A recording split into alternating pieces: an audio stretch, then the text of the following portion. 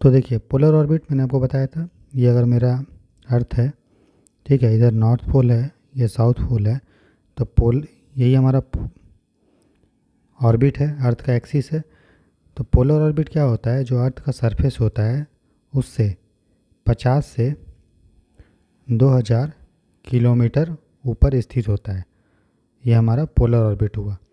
और इसमें जो भी सेटेलाइट होता है वो हमारा जो पोल का एक्सिस होता है उसी के ऐसे ऐसे वो घूमते रहता है।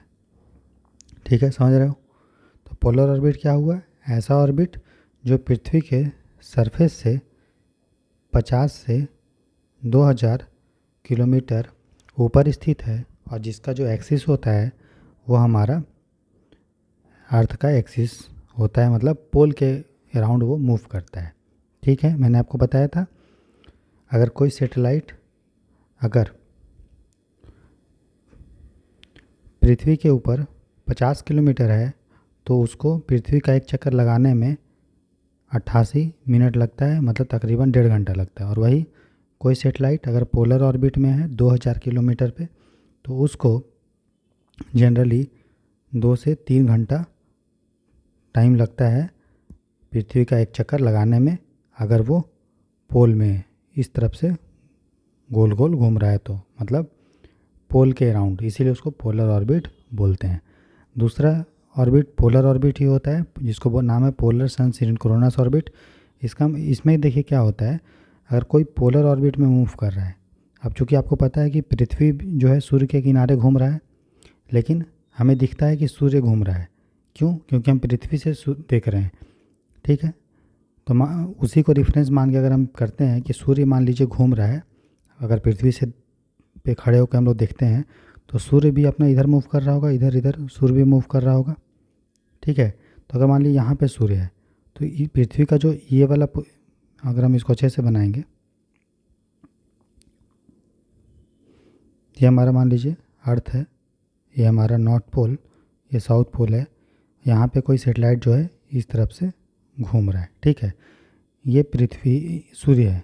ठीक है, तो सूर्य का जो प्रकाश पड़ेगा अगर आप 2D में देखेंगे, 3D में, तो पृथ्वी का जो ये वाला पोर्शन होगा इस पे सूर्य का लाइट पड़ेगा और इधर अंधेरा रहेगा रहेगा फिर सूर्य इधर जाएगा।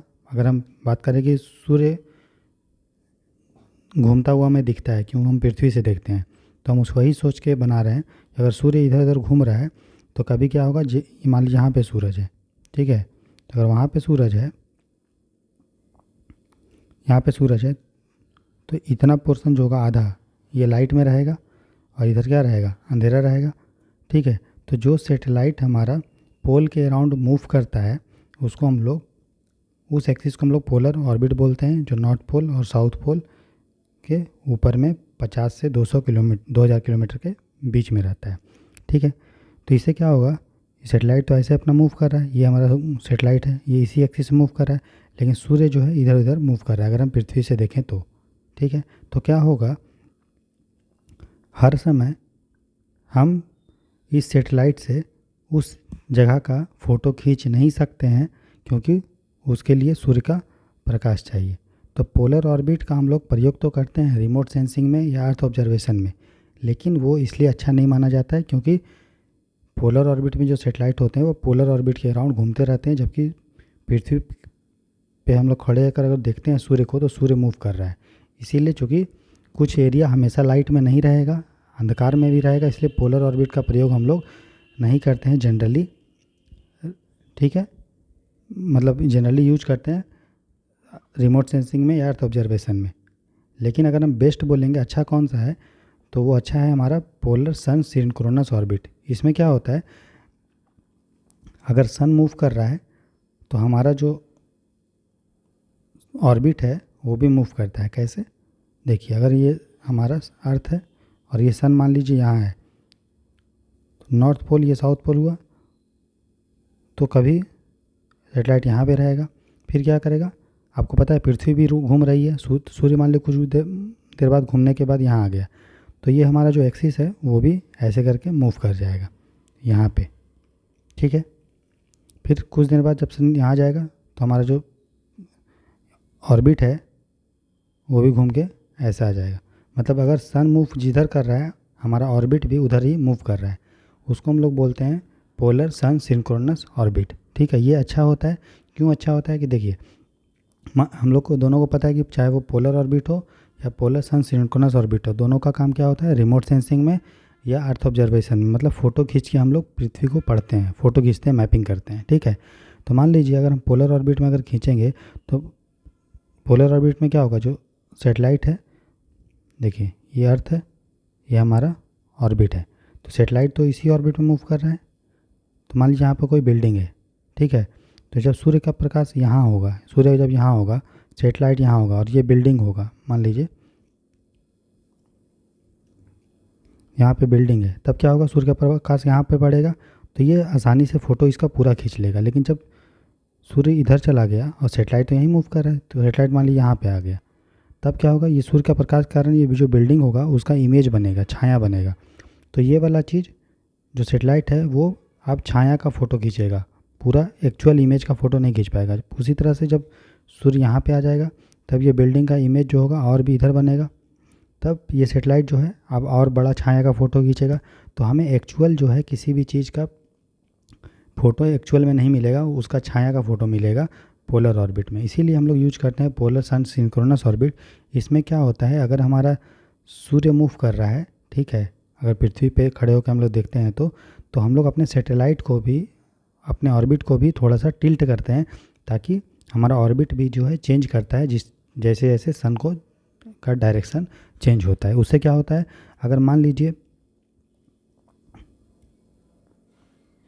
ये अर्थ है, ठीक है, और ये हमारा नॉर्थ पोल है, ये साउथ पोल है। शुरू में अगर यहाँ पे सेटेलाइट था तो सन यहाँ पे रहेगा, फिर जब सन यहाँ पे आ गया तो हमारा जो ऑर्बिट है वो थोड़ा मूव करके इधर चला जाएगा और सेटेलाइट यहाँ पे रहेगा। तो हमेशा क्या होगा, सूर्य और ये जो सेटेलाइट हमेशा एक लाइन में होगा, और एक लाइन में होने से क्या होगा, जो भी ऑब्जेक्ट है उसका हमें पूरा एक्चुअल में इमेज मिलेगा, हमें उसका छाया से कोई मतलब नहीं है।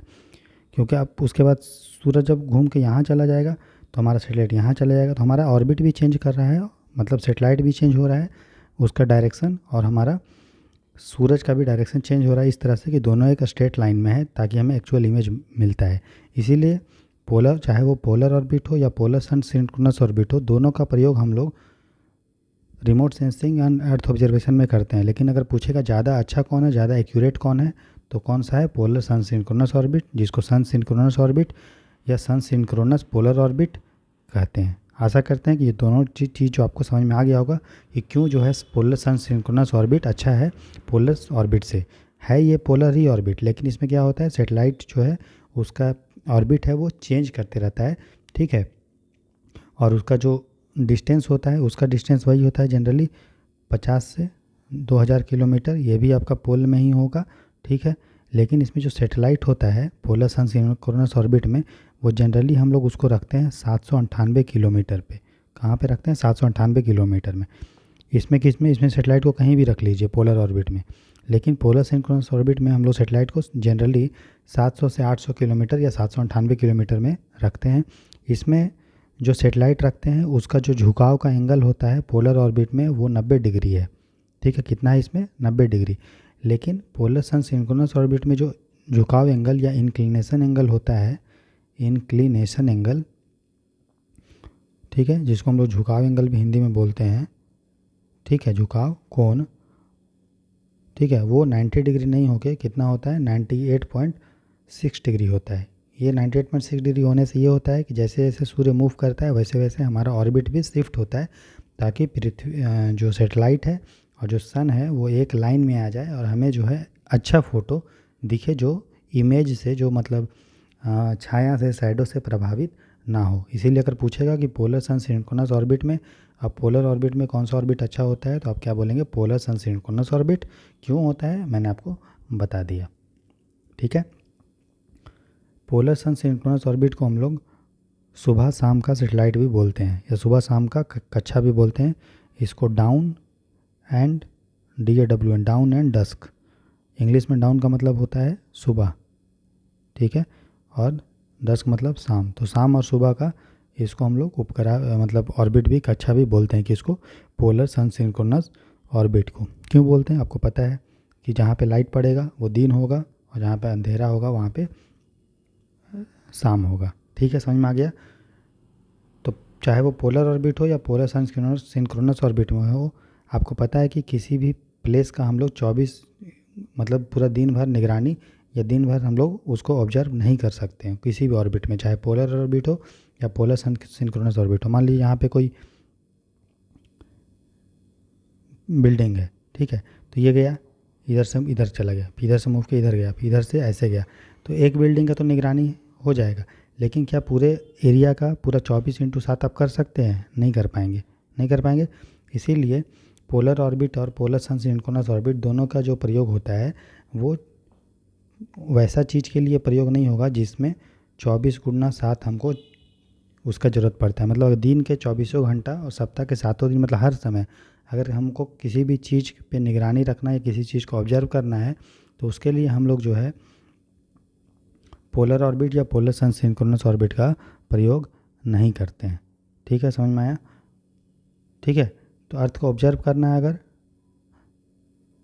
या रिमोट सेंसिंग करना है तो उसके लिए हम लोग पोलर ऑर्बिट या पोलर सिंक्रोनस ऑर्बिट का प्रयोग करते हैं, जिसमें सिंक्रोनस ऑर्बिट जो होता है वो सबसे अच्छा होता है। ठीक है, समझ में आ गया। अब नेक्स्ट ऑर्बिट हम देखते हैं, उसका नाम है जियो स्टेशनरी ऑर्बिट। पहले ही मैंने आपको बता दिया था इसके बारे में कि जियो सिंक्रोनस ऑर्बिट जो होता है, ठीक है, वो एक इक्वेटोरियल ऑर्बिट होता है। ऊपर वाले ऑर्बिट हम देखें वो पोलर ऑर्बिट था, पोल के इर्द गिर्द घूमता था। जियो स्टेशनरी जो ऑर्बिट होता है, ये मेरा अगर पृथ्वी है तो हमारा इक्वेटर है ये, ठीक है, तो इक्वेटर से 36,000 किलोमीटर 36,000 किलोमीटर दूर एक कक्षा होता है। ठीक है, इसमें कोई सेटेलाइट मूव करता है, उसका जो प्लेन होता है वो इक्वेटर में ही होता है, मतलब ये हमेशा ऐसे ही मूव करेगा। कोई भी यहाँ पे ये भी एक कक्षा है जो 36,000 किलोमीटर दूर है इक्वेटर से, इधर इधर भी 36, इधर भी 36। ठीक है, तो ऐसा कक्षा जो पृथ्वी से 36,000 किलोमीटर दूर है और जिसका प्लेन जो है वो इक्वेटर है, उसको हम लोग इक्वेटोरियल ऑर्बिट या जियो स्टेशनरी ऑर्बिट बोलते हैं। ठीक है, समझ में आ रहा है? तो कितना दूर होता है ये? 36,000 किलोमीटर दूर। ठीक है, तो इसमें जो भी सेटेलाइट होता है मैंने आपको पहले ही बताया था, उसका जो स्पीड कितना होता है 3.1 किलोमीटर पर सेकेंड इसका स्पीड होता है। ठीक है, देखिए पोलर ऑर्बिट जो होता है उसमें सेटेलाइट जो होता है वो जनरली 1.5 से 2 घंटा के बीच समय लेता है पृथ्वी का एक चक्कर लगाने में। ठीक है, जो जियो स्टेशनरी ऑर्बिट होता है ये 24 घंटा टाइम लगता है पृथ्वी का एक चक्कर लगाने में, और पृथ्वी भी जो है 24 घंटा में एक पृथ्वी को अपने अक्ष पे, अपना जो अक्ष पे घूमने में कितना टाइम लगता है, एक्सिस पे घूमने में 24 घंटा, और ये सैटेलाइट भी पृथ्वी का एक चक्कर कितने में काटती है? 24 घंटा। इसका मतलब जब हम पृथ्वी से उस एक सैटेलाइट को देखेंगे जो जियो स्टेशनरी ऑर्बिट में है 36,000 किलोमीटर में, जो 24 घंटा में पृथ्वी का एक चक्कर लगा ले रही है, और अर्थ भी पृथ्वी का एक अर्थ भी जो है अपना एक्सिस का एक चक्कर 24 घंटा में लगाता है, तो हमें दिखेगा कि ये जो सैटेलाइट है वो स्टेशनरी है, वो मूव नहीं कर रहा है, वो हमेशा एक ही जगह पे दिखेगा। अगर हम कोई सैटेलाइट को अगर मान लीजिए यहाँ पे लगाए हैं और जैसे मान लीजिए यहाँ हमारा इंडिया है, ठीक है, और इंडिया पे हम लोग फोकस किए हैं किसी सैटेलाइट को, ठीक है, तो ये हमेशा किसी भी समय इंडिया से यहीं पे दिखेगा। ठीक है, समझ में आ रहा है? तो उसको हम लोग जियो स्टेशनरी ऑर्बिट बोला जाता है, क्योंकि यहाँ जो भी सैटेलाइट होता है वो हर समय एक ही जगह पे दिखता है।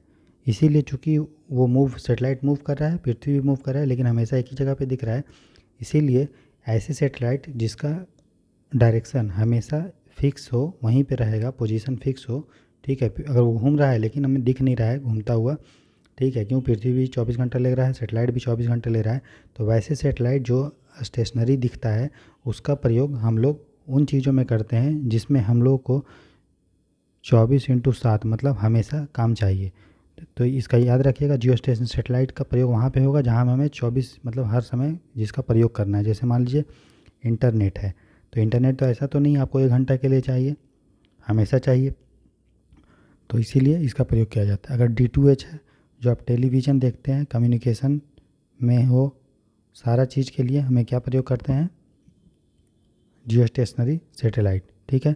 उसी तरह से नेविगेशन अगर करना है, ठीक है, नेविगेशन उसके लिए क्या यूज़ करेंगे, जियो स्टेशनरी सैटेलाइट, ठीक है। टेली कम्युनिकेशन के लिए भी क्या यूज़ करेंगे, जियो स्टेशनरी सैटेलाइट। तो आपको समझ में आ गया, जिसमें भी हमें हर समय सैटेलाइट का ज़रूरत पड़ेगा उसके लिए हम लोग जियो स्टेशनरी सैटेलाइट यूज करेंगे, ठीक है, जो 24/7 जो है अपना टाइम देता है, ठीक है।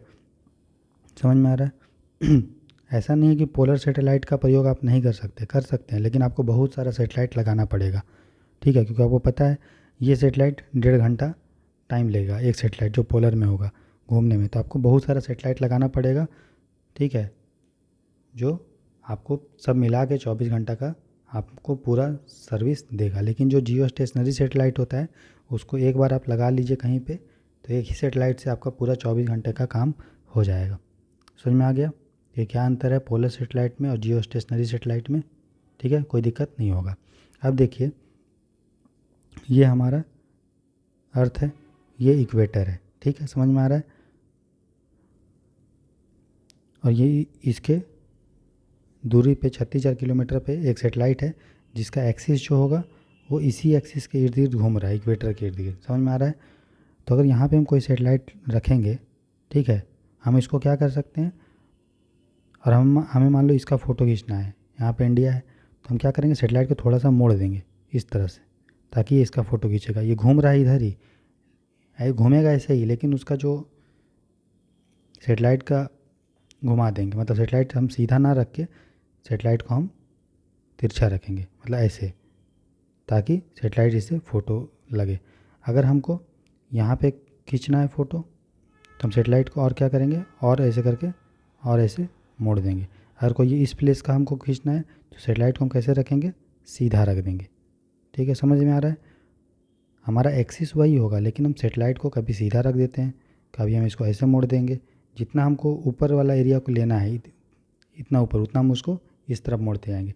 लेकिन आपको पता है पृथ्वी जो है ऐसे तो है नहीं कि हम यहाँ पे रखेंगे, हमको इस जगह का चाहिए तो हम ऐसे रख दिए, हमको इस जगह का चाहिए तो हम सैटेलाइट को सीधा रख दिए, अगर हमको यहाँ का चाहिए सैटेलाइट को ऐसे मोड़ दिए, ऐसे तो होगा नहीं। पृथ्वी, आपको पता है पृथ्वी जो है वो गोल शेप है ना, गेंद का शेप है। तो अगर हम गेंद को जिस तरह से, अगर कोई पेपर होगा तो पेपर को अगर हम आपके सामने रखें तो आप इस पॉइंट को भी देख सकते हैं, इस पॉइंट को भी देख सकते हैं।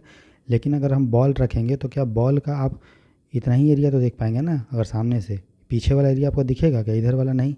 इसीलिए जो इक्वेटोरियल ऑर्बिट में अगर हम सैटेलाइट रखते हैं 36,000 किलोमीटर में, तो ये पूरा पोल का जो है, पूरा जो हमारा 90 डिग्री नॉर्थ है, 90 डिग्री साउथ है, उसको फ़ोटो वो नहीं खींच पाएगा जियो स्टेशनरी ऑर्बिट। क्यों, क्योंकि उसको हम यहाँ पे रखें जियो स्टेशनरी में, ठीक है। हम कितना, अब सैटेलाइट को हम कितना मोड़ देंगे, इतना तो नहीं मोड़ देंगे ना कि यार ये इधर पीछे का भी फ़ोटो खींच लेगा, क्योंकि ये बॉल के शेप का हमारा पृथ्वी होता है, तो बॉल की तरह मुड़ा होता है।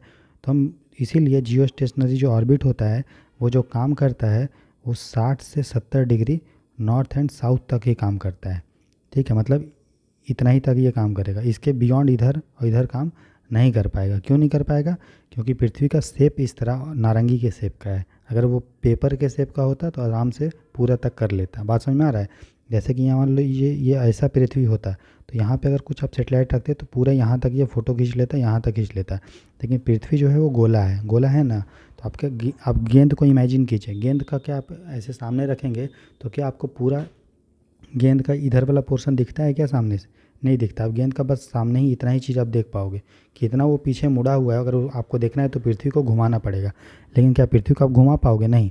आप अपने सैटेलाइट को ही मोड़ सकते हो, कभी सीधा रखे, कभी आप तिरछा कर दिए, कभी आप ऐसे कर दिए, कभी आप ऐसे कर दिए, लेकिन कितना करोगे उसका भी लिमिट होगा। तो जियो स्टेशनरी जो सेटेलाइट होता है उससे हम 60 से 70 डिग्री नॉर्थ एंड साउथ तक देख पाते हैं। हम उससे पोल वाला एरिया जो है, इस एरिया और इस एरिया को देख नहीं पाएंगे। क्यों, ठीक है, और उतना ज़रूरत भी नहीं है, क्योंकि मैक्सिमम जो पॉपुलेशन है, जनसंख्या है, वो आपका इसी एरिया में रहता है। पोल में तो वैसे भी कोई नहीं रहता है, उसका ज़रूरत भी नहीं पड़ता है। इसलिए जियो स्टेशनरी सेटेलाइट से हम लोग जियो स्टेशनरी सेटेलाइट का लिमिटेशन ये है कि इससे हम लोग पोल वाले एरिया को अच्छे से कम्युनिकेशन फैसिलिटी प्रोवाइड नहीं कर पाएंगे। ठीक है, समझ में आया। क्यों नहीं कर पाएंगे, क्योंकि पृथ्वी का ऐसा शेप है जो अलाउ नहीं करता है कि 60 से 70 डिग्री नॉर्थ साउथ में सेटेलाइट का सिग्नल को भेजने के लिए और वहाँ से लेने के लिए। समझ में आ गया क्या है जियो स्टेशनरी सेटेलाइट, क्या इसका लिमिटेशन है। तो ये 24/7 तो कर लेता है, लेकिन पूरे एरिया का नहीं। कहाँ से? 60 से 70 डिग्री नॉर्थ एंड साउथ से। और जो पोलर ऑर्बिट है वो तो 24 घंटा काम कर ही नहीं पाएगा।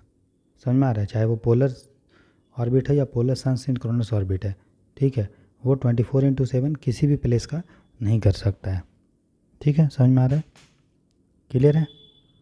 अगर हमें 24/7 करवाना है पोलर ऑर्बिट या पोलर सन सिंक्रोनस ऑर्बिट से तो बहुत सारा सेटेलाइट लगाना पड़ेगा, ठीक है। लेकिन जियो स्टेशनरी सेटेलाइट से, ऑर्बिट से, एक सेटेलाइट से हम 24/7 कर सकते हैं, लेकिन लिमिटेशन यही है कि हम उसे पोलर एरिया का नहीं कर पाएंगे। ठीक, अब हम देखेंगे कि जियो एक ऑर्बिट होता है जियो सिंक्रोनस ऑर्बिट और एक होता है जियो स्टेशनरी ऑर्बिट। दोनों में क्या डिफरेंस है? ठीक है, तो बहुत अच्छा आसान डिफरेंस है। पहले देखिए, जियो स्टेशनरी सेटेलाइट मैंने क्या बताया था, ये सर्कुलर होता है, ठीक है, ये 36,000 किलोमीटर के दूरी पे होता है। ठीक, इसमें जो सेटेलाइट होता है वो वेस्ट टू ईस्ट जाता है, मतलब पश्चिम से पूर्व की ओर सेटेलाइट घूमता है पृथ्वी के चारों ओर। मतलब ये हमारा अगर पृथ्वी है तो यहाँ पे जो भी सेटेलाइट है वो आपका वेस्ट टू ईस्ट जाएगा, मतलब ईस्ट डायरेक्शन में मूव करेगा। जिस डायरेक्शन में पृथ्वी मूव कर रही है वेस्ट टू ईस्ट, उसी तरह से सेटेलाइट अगर कोई है तो वो भी वेस्ट टू ईस्ट मूव करेगा, ठीक है। और 36,000 किलोमीटर दूर में होगा, ठीक है, और सर्कुलर में होगा और 24 आवर्स टाइम लेगा पृथ्वी के एक चक्कर घूमने में, ठीक है। जो जियो स्टेशनरी ऑर्बिट हमारा ये हुआ। जियो सिंक्रोनस ऑर्बिट क्या होता है?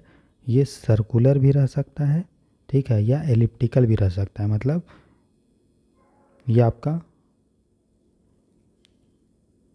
ये अर्थ है मेरा। तो जियो सिंक्रोनस ऑर्बिट आपका गोल भी हो सकता है, ठीक है, या एलिप्टिकल भी हो सकता है, मतलब ऐसे भी हो सकता है, मतलब थोड़ा टेढ़ा भी हो सकता है, चपटा टाइप का, ठीक है। जैसे ये पृथ्वी है तो ये ऐसे चपटा भी हो सकता है, ठीक है, सर्कुलर। ये भी कितना घंटा लगता है? 24 आवर्स लेता है पृथ्वी का एक चक्कर लगाने में, ठीक है। ये वेस्ट से ईस्ट भी जा सकता है या ईस्ट से वेस्ट, दोनों तरफ से मूव कर सकता है, ठीक है। कौन सा? जियो सिंक्रोनस, ठीक है। ये पृथ्वी के सरफेस से 36,000 kilometre plus minus 5 to 6 kilometre, मतलब पृथ्वी के सरफेस से 36,000 किलोमीटर में 5 किलोमीटर अधिक भी हो सकता है ऊपर भी, और 5 से 6 हज़ार किलोमीटर नीचे भी हो सकता है, ठीक है, समझ में आ रहा है। लेकिन जो हमारा जियो स्टेशनरी ऑर्बिट होगा वो 36,000 किलोमीटर ऊपर में ही उड़ेगा और होगा, मतलब, है ना। और जो जियो सिंक्रोनस ऑर्बिट होगा, ठीक है, वो पृथ्वी के सरफेस से 36,000 किलोमीटर प्लस माइनस 5,000 से 6,000 किलोमीटर हो सकता है, ठीक है, समझ में आया। तो अगर हम जियो सिंक्रोनस और जियो स्टेशनरी को कंपेयर करेंगे तो आपको दिख रहा है कि जियो स्टेशनरी ऑर्बिट जो है सर्कुलर होता है, तो जियो सिंक्रोनस भी सर्कुलर होता है। ये 36,000 किलोमीटर है तो यहाँ भी देखिए 36,000 किलोमीटर तो जियो सिंक्रोनस भी होता है। ये वेस्ट टू ईस्ट है तो वेस्ट टू ईस्ट ये भी है। ये 24 आवर समय लेता है तो ये भी 24 आवर समय लेता है। इसके अलावा कुछ एक्स्ट्रा फीचर अलग से है जो जियो सिंक्रोनस का है। क्या? कि जियो सिंक्रोनस एलिप्टिकल भी हो सकता है, जियो सिंक्रोनस ईस्ट टू वेस्ट भी जा सकता है। जियो सिंक्रोनस 36,000 तो होगा ही, साथ ही साथ 5 से 6 किलोमीटर, 5 से 6 हज़ार किलोमीटर ऊपर नीचे भी हो सकता है। तो अगर हम बात करेंगे तो हम देखेंगे कि अगर हम मैथ में वेन डायग्राम बनाते हैं तो हम बोलेंगे कि जितना भी जियो हमारा स्टेशनरी ऑर्बिट होगा, सारा ऑर्बिट जियो सिंक्रोनस होता है। आपको दिख रहा है कि मैक्सिमम जो जियो स्टेशनरी का पार्ट है सारा चीज़ जियो सिंक्रोनस में है, लेकिन जियो सिंक्रोनस में कुछ एक्स्ट्रा है, जैसे एलिप्टिकल, ईस्ट टू वेस्ट, 5 से 6 हज़ार किलोमीटर अधिक, तो वो वाला हमारा जियो स्टेशनरी में नहीं है। तो अगर हम वेन डायग्राम बनाएंगे तो अगर हम बाहर वाला सर्कल को जियो सिंक्रोनस ऑर्बिट बोलेंगे तो जो छोटा वाला सर्कल होगा ये हमारा जियो स्टेशनरी ऑर्बिट होगा, ठीक है। इसका मतलब कि सभी जियो स्टेशनरी ऑर्बिट जियो सिंक्रोनस होगा, लेकिन सभी जियो सिंक्रोनस ऑर्बिट जियो स्टेशनरी नहीं होगा, क्योंकि आपको देख लीजिए यहीं पे कि जियो सिंक्रोनस ऑर्बिट एलिप्टिकल भी होता है लेकिन जियो स्टेशनरी एलिप्टिकल नहीं होता है। जियो सिंक्रोनस ईस्ट टू वेस्ट भी घूमता है लेकिन इसमें नहीं घूम रहा है। 5 से 6 हज़ार किलोमीटर एक्स्ट्रा भी होता है, लेकिन इसमें नहीं है। तो इसका मतलब सभी जियो स्टेशनरी ऑर्बिट जियो सिंक्रोनस होगा, लेकिन सभी जियो सिंक्रोनस ऑर्बिट जियो स्टेशनरी नहीं होगा। इससे यूपीएससी ने क्वेश्चन भी प्रीलिम्स में पूछा है। ठीक है, तो ये सब इंपॉर्टेंट चीज़ आपको याद रखना है। अगला ऑर्बिट है, उसका नाम है जियो सिंक्रोनस ट्रांसफ़र ऑर्बिट। ठीक है, ये बहुत आसान है। जैसे देखिए, आपको ये तो पता है कि जियो सिंक्रोनस ऑर्बिट क्या होता है। ठीक है, जियो सिंक्रोनस ऑर्बिट सर्कुलर भी हो सकता है और एलिप्टिकल भी हो सकता है। तो अगर वो सर्कुलर होता है, ठीक है, 24 आवर समय लेता है, 36,000 किलोमीटर में होता है, वेस्ट से ईस्ट जाता है, तो उसको हम लोग जियो स्टेशनरी बोलते हैं। तो जियो सिंक्रोनस ट्रांसफ़र ऑर्बिट क्या होता है, तो सबसे पहले ये एलिप्टिकल होता है। मतलब कि ये हमारा पृथ्वी अगर है, ठीक है, और 36,000 किलोमीटर पे ये अगर हमारा 36,000 किलोमीटर पे ये हमारा जियो सिंक्रोनस ऑर्बिट है। कौन सा है? जियो सिंक्रोनस। ठीक है, तो जियो सिंक्रोनस ऑर्बिट को जब आप दबा दें, इधर से इसको दबा दीजिए, इधर से इधर दबा दीजिए, तो क्या होगा, ऐसा चपटा करके एक एक्सिस बनेगा ना, एक चपटा एक्सिस जो एलिप्टिकल होगा, जो सर्कुलर नहीं रहेगा। अब अगर कोई रिंग है, ठीक है, उसको अगर दबाएंगे तो ऐसे बन जाएगा ना, तो एलिप्टिकल हो जाएगा। तो जियो सिंक्रोनस ऑर्बिट को जब आप दबा दोगे तो बन जाता है जियो सिंक्रोनस ट्रांसफ़र ऑर्बिट, जो एक एलिप्टिकल ऑर्बिट है। तो ये हो गया geosynchronous transfer orbit, elliptical orbit. ठीक है, समझ में आ रहा है? समझ में आ रहा है कि नहीं? इसमें भी कोई सेटेलाइट है, वो 24 घंटे का समय लेता है। ठीक है, कोई दिक्कत नहीं है। क्यों 24 घंटे के लेगा? क्योंकि ये भी जियो सिंक्रोनस का ही एक स्पेशल टाइप है जो एलिप्टिकल है। ठीक है, आपने पढ़ा होगा नाविक के बारे में। नाविक, जिसको बोलते हैं नेविगेशन विद इंडियन कॉन्स्टिलेशन, है ना, इसको Indian regional national navigation system IRNSS बोलते हैं। ठीक है, ये भारत का अपना GPS है, लेकिन ये ग्लोबल नहीं है, ये रीजनल है। मतलब ये पूरे विश्व का नेविगेशन नहीं करेगा, सिर्फ इंडिया का करेगा। तो अगर ये इंडिया हमारा है, ठीक है, तो ये पूरा इंडिया का नेविगेशन करेंगे। इससे हम लोग, मतलब नेविगेशन मतलब क्या, पोजीशन देखेंगे कि कौन किधर मूव कर रहा है। ठीक है, तो नेविगेशन उसी को बोलते हैं। जिस तरह GPS पूरे USA का है, पूरे विश्व के लिए है, पूरे विश्व का नेविगेशन होता है। इससे इंडिया का नेविगेशन के लिए भारत सरकार ने, इसरो ने नाविक बनाया है, IRNSS भी बोलते हैं इसको। ठीक है, इसमें ये भारत का रीजनल क्षेत्रीय GPS है। तो ये हमारा अगर इंडिया है तो ये पूरे इंडिया का तो नेविगेशन में मदद करेगा ही, पूरे इंडिया का ही देख रेख। इसके अलावा भारत के बाउंड्री से 1500 किलोमीटर का जो भी एरिया होगा उसको भी नाविक या IRNSS से हम लोग ऑब्जर्व कर सकते हैं। ठीक है, तो जो IRNSS है, इसमें टोटल 7 सेटेलाइट हम लोग लगाए हैं। कितने सेटेलाइट लगाए हैं? 7 सेटेलाइट, जिसमें से जो 3 सेटेलाइट है वो हमारा जियो सिंक्रोनस में है। क्या है? जियो सिंक्रोनस ऑर्बिट में। समझ में आ रहा है? 3 क्या है? जियो सिंक्रोनस में। और 4 जो सेटेलाइट है वो जियो स्टेशनरी में। मतलब जो नाविक में हम लोग 7 सेटेलाइट यूज किए हैं, 3 जियो सिंक्रोनस में और 4 जियो स्टेशनरी में, उसकी मदद से पूरे भारत का और भारत के बाहर 1500 किलोमीटर का एरिया जो होगा उसको हम लोग ऑब्जर्व कर सकते हैं। ठीक है, समझे?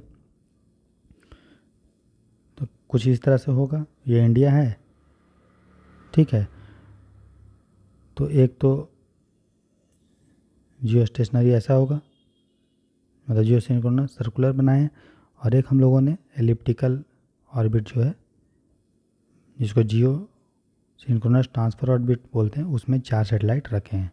ठीक है, तो 3 सेटेलाइट मान लीजिए यहाँ, एक सेटेलाइट यहाँ रखा, एक सेटेलाइट यहाँ, एक सेटेलाइट यहाँ।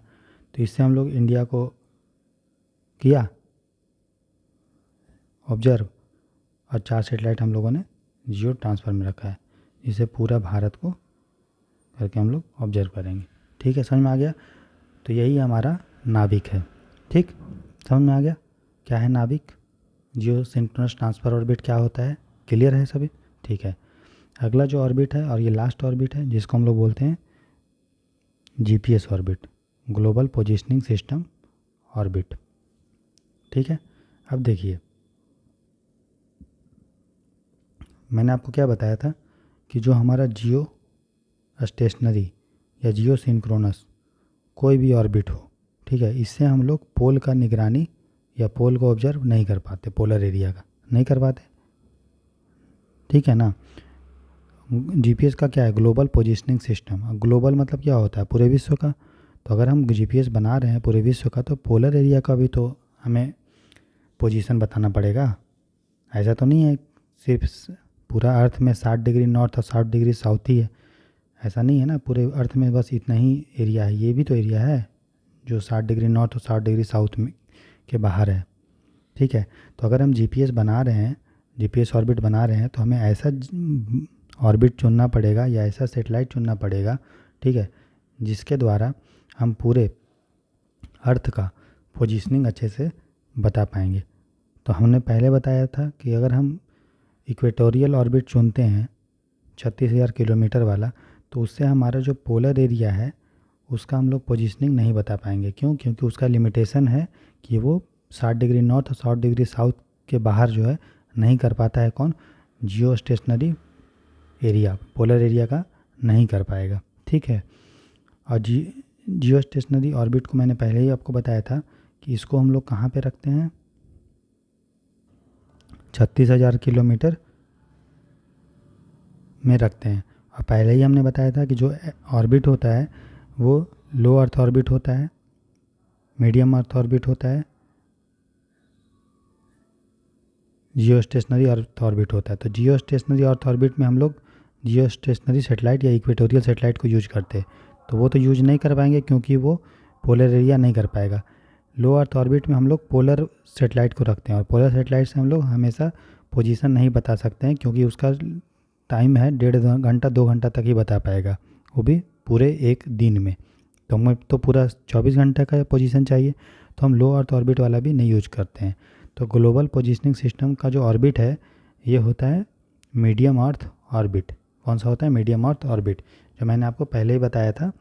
ठीक है, जो 50 से 20,000 किलोमीटर ऊपर स्थित होता है।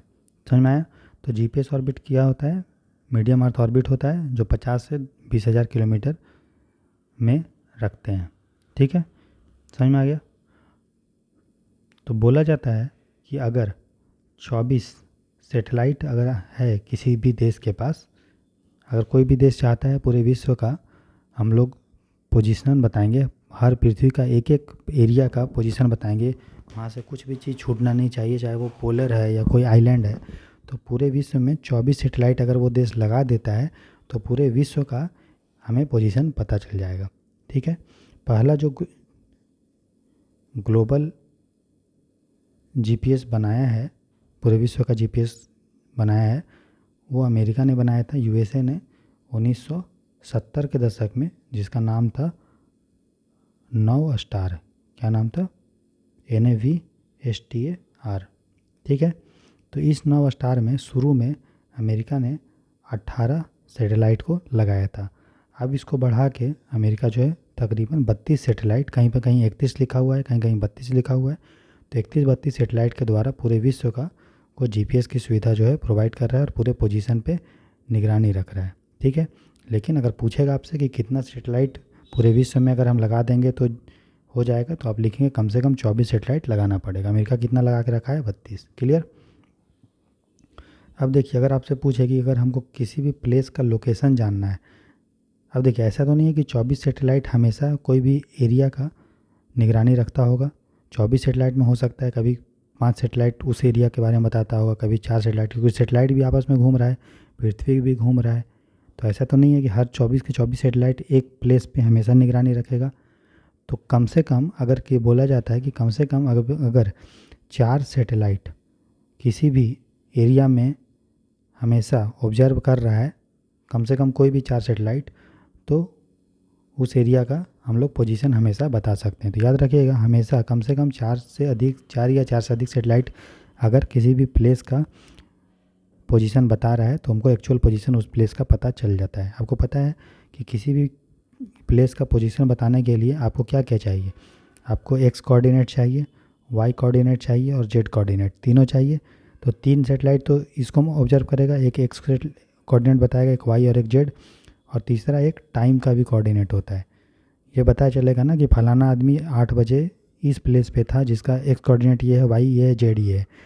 तो इसीलिए बोला जाता है कि किसी भी प्लेस का अगर हमें लोकेशन बताना है, पोजीशन बताना है, तो कम से कम 4 सैटेलाइट हमेशा उस पर रहना चाहिए।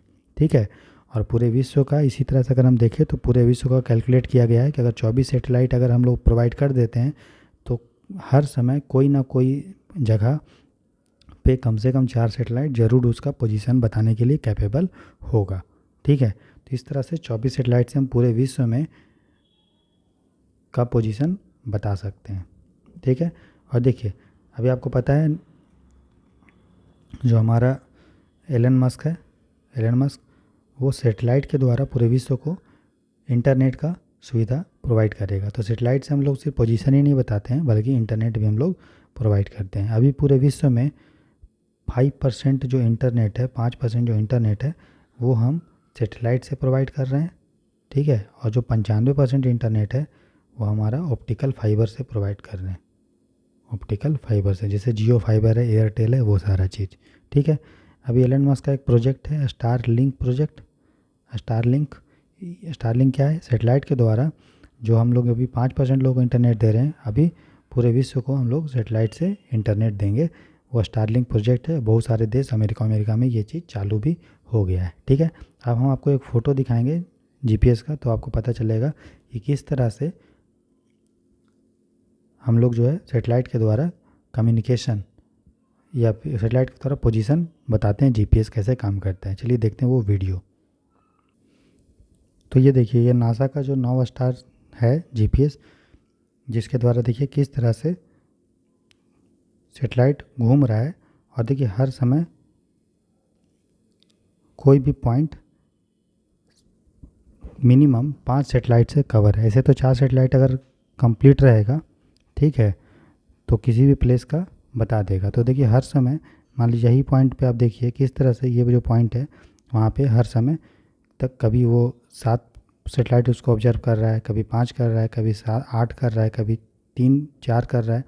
तो कम से कम बोला जाता है कि 4 सैटेलाइट अगर होगा तो वो कर लेगा। तो अब देखिए ऐसा नहीं है कि 24 सैटेलाइट में देखिए कोई ना कोई सैटेलाइट हमेशा उसको कम से कम 4 या 5 सैटेलाइट ऑब्जर्व जरूर कर रहा है, तभी हम लोग उस प्लेस का पोजीशन बता पा रहे हैं। यहाँ उसने अमेरिका का एग्जांपल लिया है, वैसे इंडिया में भी होगा। 24 सैटेलाइट में हमेशा 4 सैटेलाइट कोई ना कोई पॉइंट का ऑब्जर्व करेगा। दिख रहा है आपको? तो ये इंडिया विश्व का जीपीएस है, ये जो अमेरिका बनाया है, 9 स्टार। ठीक है। अब जो नेक्स्ट टॉपिक हम पढ़ेंगे उसका नाम है इंटरनेशनल लॉन्चिंग स्टेशन।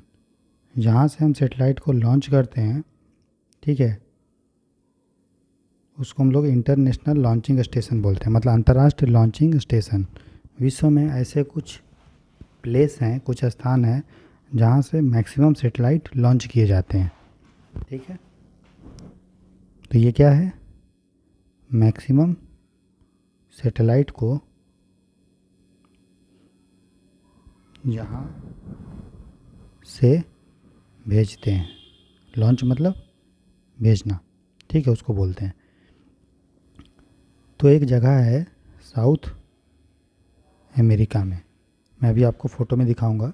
तो साउथ अमेरिका में एक जगह है फ्रेंच गुयाना। ठीक है। तो फ्रेंच गुयाना के पास एक जगह है जिसका नाम है कोरू। क्या नाम है? कोरू। ठीक है। तो वहाँ से हम लोग मैक्सिमम सैटेलाइट को भेजते हैं। तो आगे सबसे पहले आप देखिए कि साउथ अमेरिका में फ्रेंच गुयाना कहाँ है, उसके बाद आपको पता चलेगा कि क्यों मैक्सिमम सैटेलाइट वहाँ से भेजा जाता है। तो ये देखिए, ये है साउथ अमेरिका, दिख रहा है। और ये है फ्रेंच गुआना। ठीक है, अब देखिए यहाँ से 0 डिग्री इक्वेटर गया है। ठीक है, तो आप बोल सकते हैं कि जो फ्रेंच गुआना है वो इक्वेटर के पास स्थित है। और दूसरा फ्रेंच गुआना जो है वो हमारा अगर कोस्ट देखेंगे तो अटलांटिक कोस्ट के किधर है, मतलब अमेरिका का ईस्ट कोस्ट में है ना। तो अमेरिका का ईस्ट कोस्ट में है। ठीक है, और इक्वेटर में है। ठीक है, समझ में आया यहाँ तक। तो देखिए, तो फ्रेंच गुआना कहाँ पे है, near to equator. Near to equator जो विषुवत रेखा है उसके नज़दीक है। और दूसरा पॉइंट क्या है कि नियर टू ईस्ट कोस्ट, जो हमारा ईस्ट कोस्ट है उसके नज़दीक है। ठीक है, तो अब क्वेश्चन ये आता है कि क्यों जो है मैक्सिमम लॉन्चिंग स्टेशन इक्वेटर के नज़दीक होता है। जैसे इंडिया का भी अगर आप देखेंगे तो हम लोग सतीश धवन रिसर्च स्टेशन बनाए हैं लॉन्चिंग स्टेशन, वो कहाँ पे है, श्रीहरिकोटा आंध्र प्रदेश, जो इक्वेटर के नज़दीक है। फ्रेंच गुयाना भी इक्वेटर के नज़दीक है। और देखिए फ्रेंच गुयाना ईस्ट कोस्ट में है अमेरिका का, भारत का भी आंध्र प्रदेश भारत के ईस्ट कोस्ट में है। तो क्यों ऐसा है, क्यों इक्वेटर के नज़दीक है। तो अगर आपको पता है ये हमारा अगर इंडिया है, वर्ल्ड है, ठीक है, ये इक्वेटर है, ठीक है, तो ये पोल है। तो ये बताइए इक्वेटर में ग्रेविटी ज़्यादा होता है गुरुत्व या पोल में। तो कोई भी बच्चा ही बता देगा, G= होता है Gm/r²। तो इक्वेटर का जो लेंथ होता है वो ज़्यादा होता है। तो इक्वेटर का अगर लेंथ ज़्यादा होता है तो r क्या होगा, ज़्यादा, तो g क्या होगा, कम होगा, क्योंकि डिनोमिनेटर अगर ज़्यादा होगा तो g कम होगा। तो ये हो गया इक्वेटर पे। इक्वेटर पे क्या होता है, ग्रेविटी कम होता है। वहीं अगर हम पोल की बात करेंगे तो ये वाला जो लेंथ होता है वो इक्वेटर के लेंथ से कम होता है। तो r कम होगा तो g क्या होगा, ज़्यादा। g क्या होगा, ज़्यादा। कहाँ पे, पोल पे। अब देखिए कोई भी अगर आप सैटेलाइट को अगर मान लीजिए इक्वेटर के पास लॉन्च करेंगे, इक्वेटर के नज़दीक, तो क्या होगा, हमारा ग्रेविटी कम लगेगा। और ग्रेविटी क्या करता है, किसी भी चीज़ को खींचता है।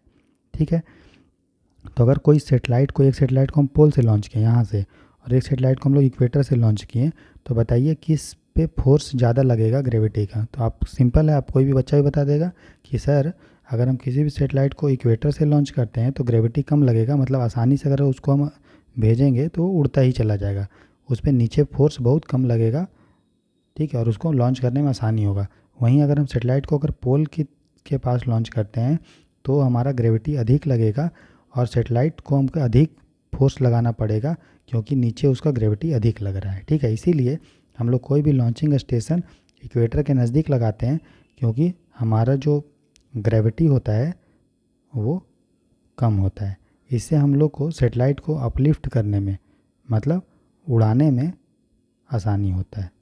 समझ में आ गया, उड़ाने में क्या होता है, आसानी होता है। क्लियर यहाँ तक। तो ये तो हो गया क्यों इक्वेटर के नज़दीक होता है, क्योंकि ग्रेविटी कम होता है और सैटेलाइट आसानी से उड़ जाएगा। इसीलिए इंडिया में भी हम लोग सतीश धवन बनाए हैं अब आंध्र प्रदेश में, जो इक्वेटर के नज़दीक है। और दूसरा ईस्ट कोस्ट में होने से क्या होगा कि देखिए ये अगर हमारा अमेरिका है, यहाँ पे आपका फ्रेंच गुयाना है आसपास यहाँ पे, तो पृथ्वी किधर से किधर मूव कर रहा है बताइए। पृथ्वी जो है वो वेस्ट से ईस्ट जा रहा है, मतलब पृथ्वी जो है वो पश्चिम से पूर्व की ओर घूम रहा है। हर कोई सैटेलाइट को हम इसी डायरेक्शन में भेजेंगे और पृथ्वी भी अगर इधर ही जा रहा है तो आसानी से ये उड़ जाएगा। ठीक है, ये उसी बात हो गया जैसे ये यहाँ पे आप खड़े हैं, ठीक है, यहाँ पे आप खड़े हैं, ठीक है, हवा इधर चल रही है, ठीक है, तो अगर यहाँ पे कोई कागज़ को आप रखेंगे तो ये भी आसानी से इधर उड़ जाएगा। ठीक है, मान लीजिए आप कागज़ को इधर नहीं फेंक के इधर फेंक रहे हैं, तो क्या होगा, आप फेंकेंगे बहुत ज़्यादा बल से, ये उड़ के फिर इधर ही आ जाएगा और जहाँ पे आप भेजना चाह रहे हैं वो नहीं भेज पाएंगे आप।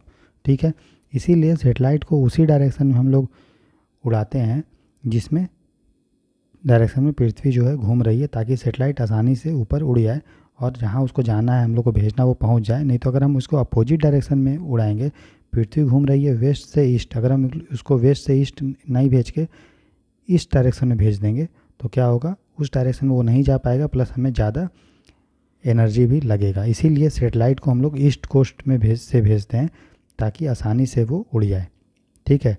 इसलिए इधर भेजते हैं, ईस्ट कोस्ट में इधर है क्योंकि पृथ्वी वेस्ट से ईस्ट जा रही है। अगर हम लोग यहाँ से भेजेंगे, ठीक है, इस डायरेक्शन में, ठीक, तो क्या होगा, अच्छे से उड़ेगा नहीं। प्लस पता है कि जहाँ जितना भी आपका इधर पानी भी है ना, वाटर भी है, तो अगर कोई एक्सीडेंट अगर भूल चूक से हो जाता है तो कोई दिक्कत नहीं होगा, पब्लिक पे नहीं गिरेगा सेटेलाइट, पानी में गिर जाएगा। इसीलिए जो सेटेलाइट हम लोग उड़ाते हैं वो हमारा इक्वेटर के नज़दीक उड़ाते हैं, क्यों, ग्रेविटी कम होता है, और ईस्ट कोस्ट से नज़दीक उड़ाते हैं क्योंकि पृथ्वी भी वेस्ट से ईस्ट मूव करता है और सेटेलाइट को अपलिफ्ट करने में ज़्यादा दिक्कत नहीं होगा। और पानी वानी का अगर से सेटेलाइट मतलब अगर सेटेलाइट डैमेज हो जाता है तो वो पानी में गिरेगा तो लोगों को कैजुअलिटी नहीं होगा, ठीक है, समझ में आया। कुछ और रिलेटेड पॉइंट हम आपको बता देते हैं। तो आपको क्या पता चला कि पृथ्वी में यहाँ पे पोल में, पोल ये है दोनों नॉर्थ पोल, यहाँ पे ग्रेविटी क्या होता है, अधिक होता है।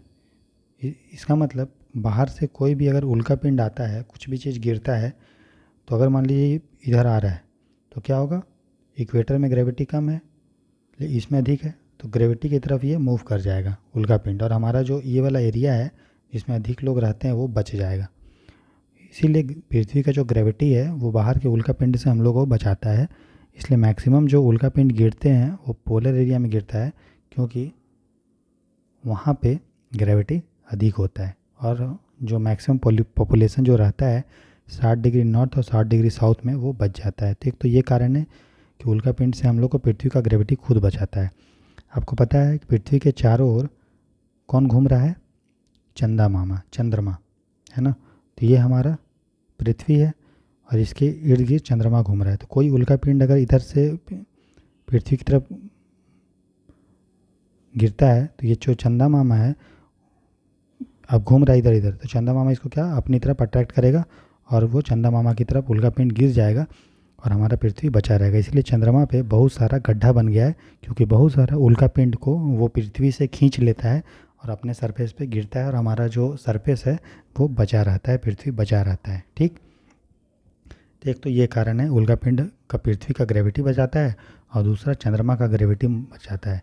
तीसरा ये है कि पृथ्वी के सरफेस में मैग्नेट है। आपको पता है पृथ्वी के अंदर में एक मैग्नेट है जो नॉर्थ से साउथ जो है नॉर्थ से साउथ डायरेक्शन में, ठीक है। तो कोई भी अगर मान लो बाहर से कोई आयन आता है, कोई चार्ज पार्टिकल आता है, नॉर्थ साउथ डायरेक्शन में एक बहुत मजबूत मैग्नेट है, तो कोई भी आयन जब यहाँ से आएगा तो वो डिफ्लेक्ट करके हमारा पोल की तरफ चला जाता है और हमारा जो बीच वाला एरिया है 60 डिग्री नॉर्थ और 60 डिग्री साउथ वाला वो बचा रहता है। इसलिए पृथ्वी का जो आयन मंडल है आयनोस्फेयर है, जिसके कारण बहुत सारा आयन अगर पृथ्वी में गिरता है तो वो पोल की तरफ डाइवर्ट हो जाता है क्योंकि पृथ्वी के बीच में एक बहुत बड़ा मैग्नेट है, ठीक है, जो एक मैग्नेटोस्फेयर का काम करता है। मैग्नेटोस्फेयर मतलब मैग्नेट मंडल का काम करता है, जो बाहर से कोई भी आयन आता है तो उसको नॉर्थ साउथ पोल की तरफ भेज देता है और हमारा पृथ्वी जो है बच जाता है, ठीक है। तो समझ में आ रहा है कि कैसे उल्का पिंड से हमारा पृथ्वी खुद को बचाता है, चंद्रमा कैसे मदद करता है, और पृथ्वी का जो मैग्नेटोस्फेयर है वो कैसे मदद करता है, ठीक। एक चीज़ याद रखिएगा, जो सैटेलाइट होता है उसमें कोई भी फ्यूल ईंधन का प्रयोग नहीं होता है। उसको गोल गोल घूमने में भेजने में तो प्रयोग होगा, अगर हम लॉन्च व्हीकल में ईंधन नहीं डालेंगे तो ऊपर कैसे उठेगा। लेकिन एक बार अगर हम एक्सिस उसको ऑर्बिट पे पहुंचा दिए हैं सेटेलाइट को, तो सेटेलाइट गोल गोल गोल गोल गोल गोल घूमते रहता है। तो अब क्वेश्चन ये आता है कि जब हम ईंधन नहीं डाले हैं सेटेलाइट में तो वो कैसे गोल गोल घूम रहा है। तो फिर आप ये क्वेश्चन खुद से पूछिए कि पृथ्वी भी तो सूर्य के चारों ओर घूम रहा है, तो पृथ्वी में कौन सा ईंधन है, ठीक है, ठीक है। चंद्रमा भी तो पृथ्वी की ओर घूम रहा है, तो चंद्रमा में कौन सा ईंधन है। तो सेटेलाइट में कौन सा ईंधन है, तो सेटेलाइट में लगा होता है सोलर पैनल, ठीक है, ठीक है। सोलर पैनल में क्या होता है, सूरज की रोशनी से चार्ज होता है और फिर वो अपना काम करते रहता है, घूमते रहता है, ठीक है। जब तक सोलर पैनल का बैटरी चार्ज रहता है 8 साल 10 साल जितना भी चलेगा तब तक सेटेलाइट काम करता है। उसका सेटेलाइट काम करना बंद कर देता है और घूमते रहता है पृथ्वी में। और आपको मैंने कल ही बताया था कि सेटेलाइट काम करने के बाद भी हम लोग उसको वापस दोबारा नहीं ला सकते हैं, क्योंकि ये रीयूजेबल नहीं होता है। ठीक है, क्लियर है यहाँ तक? चलिए आगे देखते हैं। तो दोस्तों, अगर लेक्चर पसंद आ रहा है तो ज़रूर जीरो आई एस चैनल को लाइक शेयर सब्सक्राइब कीजिएगा। आप देख रहे हैं जीरो आई एस का चैनल राहुल बर्नवाल के द्वारा। ठीक है, चलिए। तो जीरो आई एस आपका स्वागत है, मन लगा के पढ़ते रहिए। ठीक है, जल्दी आप लोगों के लिए मैं रैपिड रिवीजन कोर्स प्रीलिम्स के लिए लेके आ रहा हूँ। ठीक है, साथ ही साथ मैं ज्योग्राफी भी आपको पढ़ा रहा हूँ, ज़रूर देखिएगा। पॉलिटी लगभग कंप्लीट हो चुका है, एनवायरनमेंट इकोलॉजी कंप्लीट हो चुका है, एथिक्स लगभग कंप्लीट हो चुका है, तो ज़रूर ये सब देखिएगा। ठीक है, चलिए, स्वागत है आपका जीरो आई एस में। अब हम लोग नेक्स्ट टॉपिक पढ़ेंगे। हम लोग देखेंगे कि किस तरह से भारत में इसरो का जन्म हुआ। ठीक है, हम लोग देखेंगे इसरो के बारे में अब। ठीक है, इसरो का फुल फॉर्म है इंडियन स्पेस रिसर्च ऑर्गेनाइजेशन। बहुत ही बेशुमार संस्था है और बहुत ही अच्छा संस्था है। ठीक है, तो देखिए क्या हुआ था 1962 में। ठीक है, जो भारत के प्रधानमंत्री थे, भूतपूर्व प्रधानमंत्री कौन थे? नेहरू, पंडित नेहरू जी।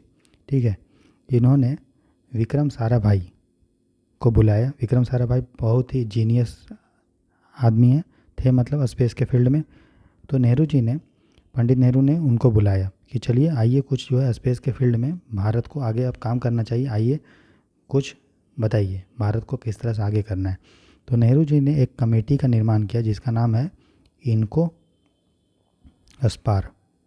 ठीक है, इनको स्पार कमेटी बनाया, इनको स्पार समिति। इनको स्पार का फुल फॉर्म है आई से इंडियन, एन से नेशनल, ठीक है, सीओ से कमेटी ऑन, एसपी से स्पेस और एसपीएस स्पेस और आर से रिसर्च। तो पंडित नेहरू ने कमेटी बनाया स्पेस को डेवलप करने के लिए 1962 में, जिसका नाम था इनको स्पार कमेटी। इस कमेटी के जो हेड थे वो स्वयं कौन थे? विक्रम साराभाई। इनके बारे में ज़रूर पढ़िए, पढ़ने का अगर मौका मिलेगा तो पढ़िएगा एग्ज़ाम के बाद। ठीक है, तो विक्रम साराभाई की अध्यक्षता में एक समिति का निर्माण किए जिसका नाम है इनको स्पार समिति। ठीक है, किसने बनाया? पंडित नेहरू ने। ठीक है, तो इस समिति ने अपना सिफारिश दिया, रिकमेंडेशन दिया। आप देख रहे हैं जीरो आई एस का चैनल। ठीक है, तो सिफारिश दिया कि भारत में, ठीक है, इसरो नामक संस्था जैसा मतलब स्पेस के लिए एक संस्था का निर्माण होना चाहिए। तो भारत सरकार ने इसको स्वीकार कर लिया, इनके सिफारिश को। और 15 अगस्त 1969 को इसरो का जन्म हुआ। ठीक है, कोई पूछेगा कि इसरो का हेडक्वार्टर कहाँ है तो बोलिएगा बेंगलोर में, जिसका वो अभी बेंगलुरु भी बोलते हैं, बेंगलुरु में है, बेंगलोर, ठीक, कर्नाटक में। ठीक है, फिर हम लोगों ने क्या किया दोस्तों, 1972 में जो प्रधानमंत्री कार्यालय है, पीएमओ, प्रधानमंत्री ऑफिस के अंदर में एक डिपार्टमेंट ऑफ स्पेस बनाया, स्पेस का विभाग बनाया, अंतरिक्ष विभाग। ठीक है, तो जो अंतरिक्ष विभाग है वो डायरेक्टली प्रधानमंत्री के अंडर में काम करता है और उसी विभाग के अंदर में हमारा इसरो आता है। ठीक है, तो जो इसरो किस विभाग के अंदर में आता है?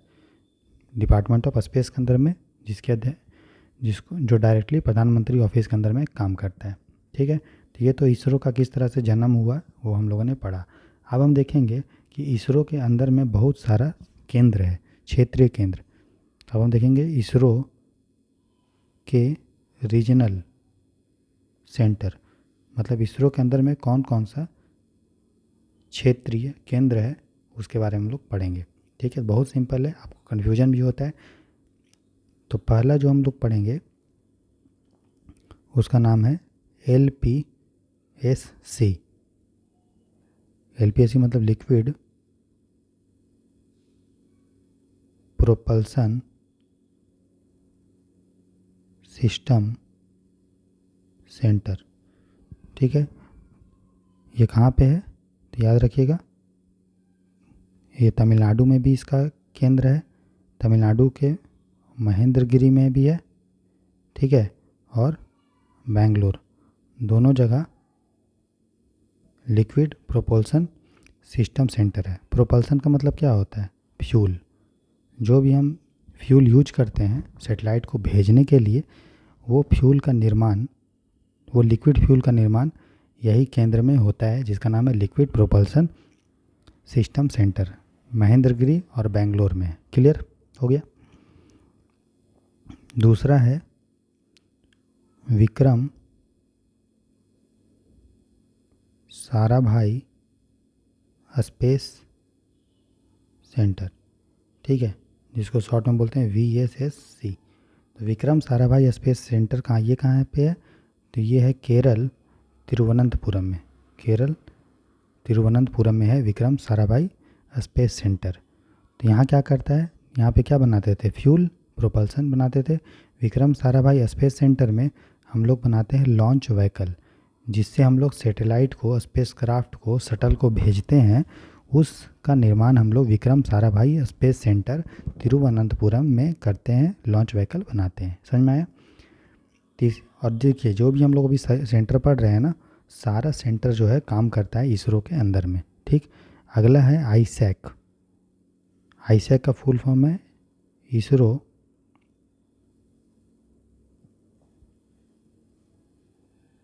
क्या, ये इसरो सैटेलाइट एप्लीकेशन सेंटर।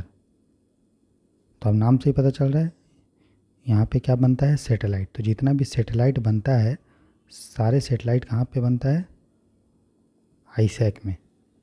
ठीक है, सभी सैटेलाइट कहाँ बनता है? आईसैक में। ये कहाँ पे है? तो जहाँ पे इसरो का हेड क्वार्टर है। कहाँ पे इसरो का हेड क्वार्टर है? बेंगलोर में। तो ये भी कहाँ पे है? आईसैक बेंगलोर में। इसरो सैटेलाइट एप्लीकेशन सेंटर, यहाँ पे सैटेलाइट बनता है। ठीक है, तो याद रखिएगा हर सेंटर का में कहाँ पे है और क्या उसमें काम होता है मेन, वो याद रखना है। ठीक है, नेक्स्ट है आपका सतीश धवन स्पेस सेंटर। इसको आप धवन को सुन के महाराष्ट्र मत मार दीजिएगा। सतीश धवन स्पेस सेंटर, जिसको SDSC शॉर्ट में बोलते हैं, ये आपका है आंध्र प्रदेश में। कहाँ पे है?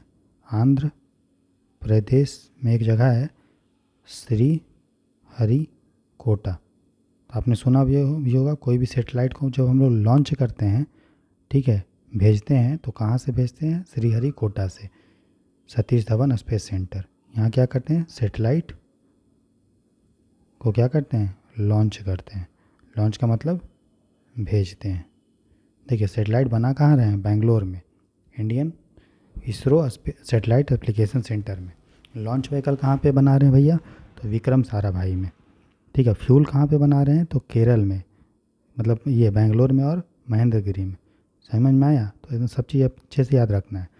ठीक है, तो ये हो गया, सैटेलाइट बना भी लिए, लॉन्च व्हीकल भी बना लिए, फ्यूल भी बना लिए, 3 चीज़ हो गया। ठीक, सैटेलाइट बना लिए, लॉन्च व्हीकल बना लिए, फ्यूल बना लिए और सैटेलाइट को लॉन्च भी कर दिए। नेक्स्ट जो हमारा रीजनल सेंटर है वो है आपका SSC।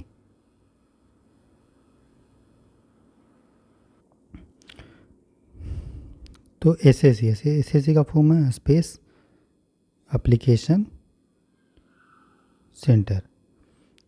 ये कहाँ है दोस्तों? ये है अहमदाबाद में। अहमदाबाद कहाँ है? गुजरात में।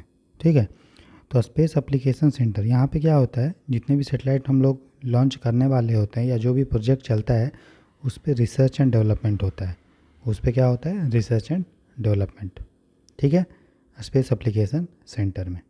ठीक है, नेक्स्ट जो रीजनल सेंटर है उसका नाम है MCF, मतलब मास्टर कंट्रोल फैसिलिटी।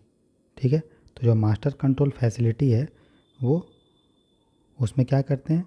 तो जो भी इंडियन नेशनल सैटेलाइट है, ठीक है। इनसैट है या जियो स्टेशनरी सेटेलाइट जो है, ठीक है, इनका हम लोग इनको को कोऑर्डिनेशन का काम करते हैं, सहयोग देने का काम करते हैं इनके डेटा का, सिग्नल का। उसका नाम है MCF, मास्टर कंट्रोल फैसिलिटी। यहीं से इनसैट और जीसैट को हम लोग कंट्रोल करते हैं, ठीक है।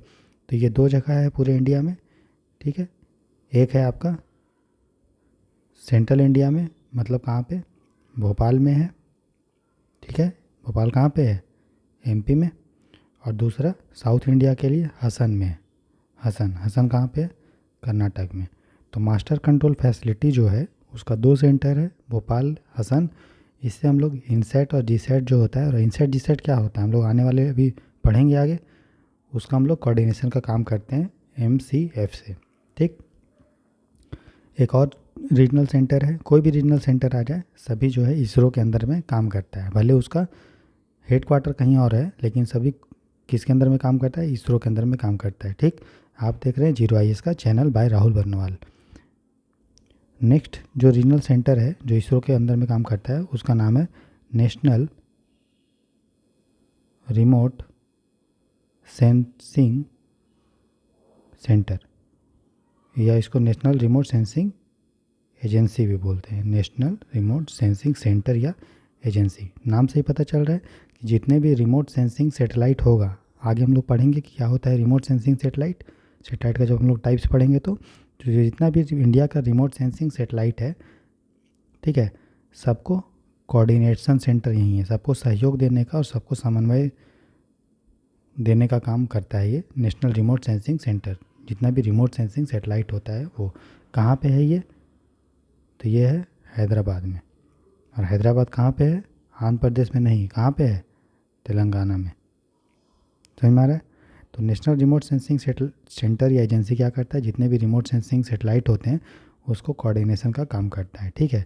जिस तरह से मास्टर कंट्रोल फैसिलिटी में इनसैट और जीसैट को कंट्रोल करते हैं, कोऑर्डिनेशन करवाते हैं, उसी तरह नेशनल रिमोट सेंसिंग सेटेलाइट में सेंटर में रिमोट सेंसिंग सेटेलाइट को हम लोग कोऑर्डिनेशन करवाते हैं, ठीक है। तो हम लोग जो है इसरो के बारे में पढ़ रहे थे, और इसरो का रीजनल सेंटर कितना है, जिन जो इम्पोर्टेंट है जो हमें पढ़ लिए, एक है लिक्विड प्रोपल्सन सिस्टम सेंटर, दूसरा है विक्रम साराभाई स्पेस सेंटर, तीसरा है सतीश धवन स्पेस सेंटर, सबको अच्छे से आप याद करिएगा। चौथा है स्पेस एप्लीकेशन सेंटर, पांचवा है आईसैक इसरो सैटेलाइट एप्लीकेशन सेंटर, ठीक है। छठा है मास्टर कंट्रोल फैसिलिटी, सातवां है नेशनल रिमोट सेंसिंग सेंटर। अच्छे से सबको पढ़िएगा, कहाँ पे है वो ये भी याद करना है आपको, और क्या काम करता है वो भी, ठीक है। मैंने आपको अच्छे से समझा दिया, ठीक है।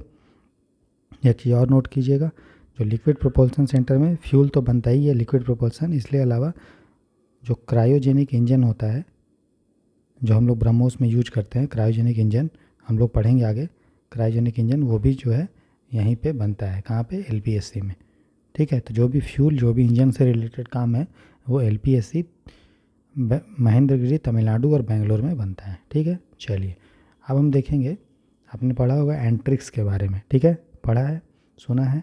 अब हम देखेंगे कि जो इसरो है, ठीक है, तो ये तो ऊपर वाला संस्था है जो डेवलप करता है, सेटेलाइट लॉन्च करता है, डेवलप करता है, फ्यूल डेवलप करता है, लॉन्च व्हीकल डेवलप करता है, रिसर्च डेवलपमेंट करता है, ये सारा चीज़ करता है, कोऑर्डिनेशन करता है। अब कोऑर्डिनेशन तो करता है, लेकिन इसरो क्या है, धीरे धीरे अब बहुत सारा सेटेलाइट को लॉन्च कर रहा है, और बहुत सारे देश चाहते हैं कि हमारा सेटेलाइट जो है इसरो लॉन्च करे, क्योंकि बहुत कम पैसे में और जल्दी जल्दी लॉन्च कर देता है इसरो, ठीक है। तो इसरो का जो भी कॉमर्शियल फंक्शन है, जो भी वाणिज्यिक फंक्शन है, उसको मेंटेन करने के लिए इसरो के अंदर में 2 संस्था काम करता है जो कॉमर्स को देखता है। तो हम लोग पढ़ेंगे इसरो का कॉमर्शियल विंग। कॉमर्शियल विंग मतलब कि जो कॉमर्शियल संस्था है जो इसरो के अंदर में काम करता है, जो इसरो का वाणिज्य भी देखता है, पैसे से रिलेटेड मामला देखता है कि कहाँ कहाँ से इसरो पैसा कमा सकता है, और ठीक है। तो इसरो का जो कॉमर्शियल विंग है वो 2 है, पहले एक ही था जिसका नाम था एंट्रिक्स, आपने सुना होगा एंट्रिक्स, इसको पूरा नाम है एंट्रिक्स कॉरपोरेशन लिमिटेड, लेकिन शॉर्ट में हम लोग इसको जनरल कॉमन नाम से एंट्रिक्स के रूप में जानते हैं। ये पहले था।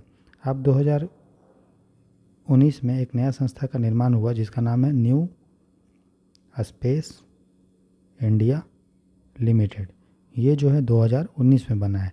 जो एंट्रिक्स बना था ये सबसे पहले शुरू में बना था तो 1992 में बना था, लेकिन 1992 में जब बना था तो ये एक प्राइवेट संस्था था। क्या था? प्राइवेट कंपनी था 1992 में। बाद में भारत सरकार ने 2008 में इसको एक सरकारी संस्था में कन्वर्ट कर दिया और एक उसको मिनी रत्ना कंपनी बना दिया, मतलब सरकारी कंपनी बना दिया मिनी रत्ना के रूप में। तो अभी इसरो का 2 कमर्शियल विंग है, एंट्रिक्स है, NSIL है। तो एंट्रिक्स क्या था कि बहुत अच्छे से काम कर रहा था और काम कर भी रहा है, लेकिन चूँकि इसरो बहुत तेज़ी से सफलता प्राप्त कर रहा है तो बहुत सारे देश अपना सैटेलाइट इंडिया में लॉन्च करवाना चाहते हैं इंडिया के द्वारा। ठीक है, तो इसरो पे बहुत ज़्यादा बर्डन बढ़ गया, इसीलिए भारत सरकार ने अलग से एक नया संस्था बना दिया, न्यू स्पेस इंडिया लिमिटेड। जो जितना भी पैसा का लेन देन है वो दोनों संस्था एंट्रिक्स और NSIL डील करता है। कि मान लीजिए कल को जापान है, वो इंडिया से अपना सैटेलाइट लॉन्च कराना चाहता है तो वो किससे कांटेक्ट करेगा? वो एंट्रिक्स से या NSIL से कांटेक्ट करेगा, कोई भी देश, सिंगापुर या कोई भी देश। ठीक है, समझ रहे हैं? तो दोनों जो है इसरो को कमर्शियल चीज़ देखता है। अब दोनों में क्या डिफरेंस है? एंट्रिक्स क्या देखेगा और NSIL क्या देखेगा? तो याद रखिएगा, एंट्रिक्स जो है वो बड़े बड़े डील को करता है, लार्जर डील्स को करता है जिसमें ज़्यादा पैसे का, तो ज़्यादा जो पैसों का लेन देन है, ठीक है, लेन देन वो कौन देखता है? एंट्रिक्स। बड़ा बड़ा सेटेलाइट जिसमें ज़्यादा पैसा लगता है उसको लॉन्च करवाना है तो एंट्रिक्स से कनेक्ट करना पड़ेगा, कांटेक्ट करना पड़ेगा। और छोटा छोटा जो लेन देन है, छोटा छोटा अमाउंट का, उसको कौन देखता है? NSIL। छोटा छोटा लेन देन, कम अमाउंट का। समझ में आ रहा है? समझ में आएगा कौन कब बना था, क्या काम है, कैसे कैसे हुआ, सारा चीज़ क्लियर है। चलिए अब हम देखेंगे सेटेलाइट का टाइप के बारे में। ठीक है, आप देख रहे जीरो आई चैनल। लेक्चर अगर पसंद आ रहा है दोस्तों तो लाइक शेयर सब्सक्राइब जरूर कीजिएगा अपने दोस्तों के साथ, ताकि मुझे और भी मोटिवेशन मिले। ठीक है, आप देख रहे हैं जीरो आई का चैनल। ऐसे ही मैं आपको ज्योग्राफी पढ़ा रहा हूँ, पॉलिटी कंप्लीट कर दिया हूँ, इन्वायरमेंट कंप्लीट कर दिया हूँ, तो ज़रूर देखिए, सबका प्लेलिस्ट बना हुआ है। ठीक है, और UPSC प्रीलिम्स 2024 और मेंस 2024 की तैयारी आप निःशुल्क जो है जीरो आई के चैनल से कर सकते हैं। ठीक है, अब हम देखेंगे सेटेलाइट के टाइप के बारे में, सेटेलाइट के प्रकार। सेटेलाइट को क्या बोलते हैं बताइए? उपग्रह। तो हम देखेंगे उपग्रह के प्रकार के बारे में। ठीक है, तो ऑलरेडी हमने पहले देखा था कि 5 टाइप का उपग्रह के बारे में। तो पहला हमने उपग्रह जो देखा था उसको हम लोग बोल रहे थे एक्सपेरिमेंटल सैटेलाइट। तो उसमें मैंने बस नाम दिया था, इसमें हम डिटेल में पढ़ेंगे। तो एक्सपेरिमेंटल सैटेलाइट क्या होता है? इस सैटेलाइट के द्वारा हम देखते हैं या कोई भी देश देखता है कि क्या हम सैटेलाइट बना के लॉन्च करने के लिए कैपेबल हैं कि नहीं, समर्थ है कि नहीं। इसके लिए वो छोटा एकदम एक्सपेरिमेंट के रूप में, वाणिज्यिक रूप में नहीं, बस देखता है कि अभी हम लॉन्च कर सकते हैं या नहीं। ठीक है, छोटे पैमाने में, उसको हम लोग बोलते हैं एक्सपेरिमेंटल सैटेलाइट। जिस तरह से इंडिया का पहला जो एक्सपेरिमेंटल सैटेलाइट था वो है आर्यभट्ट। मैंने पहले ही बताया था, इसको 19 अप्रैल 1975 में लॉन्च किया गया था। और भारत का भले ही है, भारत ने इसको बनाया ज़रूर था आर्यभट्ट को, लेकिन इसको रूस जो है, रसिया जो है मदद किया था लॉन्च करने में। तो रूस का एक लॉन्च व्हीकल था जिसका नाम था इंटर कॉस्मोस लॉन्च व्हीकल, मतलब समझ लीजिए ऐसा गाड़ी जिसके के द्वारा सेटेलाइट को भेजा जाता है। ठीक है, तो इंटर कॉस्मोस एक लॉन्च व्हीकल था जिसके द्वारा इंडिया का जो आर्यभट्ट सेटेलाइट था उसको लॉन्च किया गया था। तो इससे पता चला कि भारत जो है सेटेलाइट बना सकता है, उसी को हम लोग एक्सपेरिमेंटल सेटेलाइट बोलते हैं। ठीक है, तो एक्सपेरिमेंटल सेटेलाइट क्या होता है? ऐसे सेटेलाइट जिसको द्वारा हम बनाए हैं अभी वाणिज्य कॉमर्स के लिए नहीं, बस देखने के लिए कि हाँ हम सेटेलाइट जो है लॉन्च कर सकते हैं। ठीक है, और भी एक्सपेरिमेंटल सेटेलाइट है, जैसे भास्कर है, रोहिणी है, ये सब क्या है? भारत का एक्सपेरिमेंटल सेटेलाइट। ठीक, समझ में आया? दूसरा टाइप का जो सेटेलाइट होता है उसको बोलते हैं यूनिवर्सिटी सेटेलाइट। भारत में बहुत सारे यूनिवर्सिटी हैं जो सेटेलाइट का डेवलपमेंट कर रहे हैं, स्पेस में काम कर रहे हैं। तो उन लोगों ने बहुत सारे, उनके जो अच्छे अच्छे प्रोफेसर हैं उन लोगों ने सेटेलाइट को सेटेलाइट को बनाया। तो वैसे सेटेलाइट को जो कोई यूनिवर्सिटी बनाता है, ठीक है, उसको इसरो लॉन्च करता है। ठीक है, देखिए कोई आदमी खुद से सैटेलाइट लॉन्च नहीं कर पाएगा। लॉन्च अगर करना है तो इसरो का जो संस्था है वही लॉन्च करेगा, ठीक है, समझे।